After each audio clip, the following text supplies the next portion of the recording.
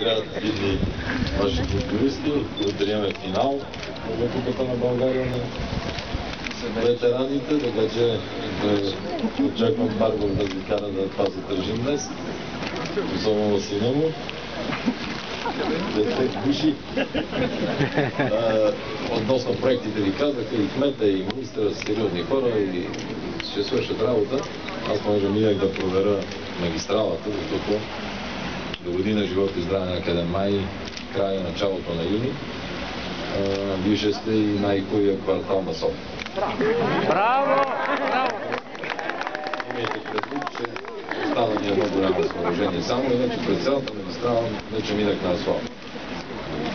И вие като минавате виждате, така че съм оптимист с спазването на сроковете, парите са им осигурени, стоят.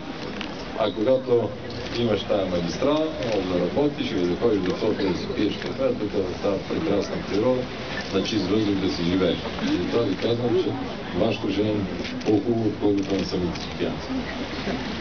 Така че ви желая много успех, кмета да работи, да усвояват, имате над 20-30 милиона, които могат да се усвоят пари и градът ще виждате, като се правят нови работи. Върви добре. И помните, че бяха спрени доста пари и сега имате реален шанс.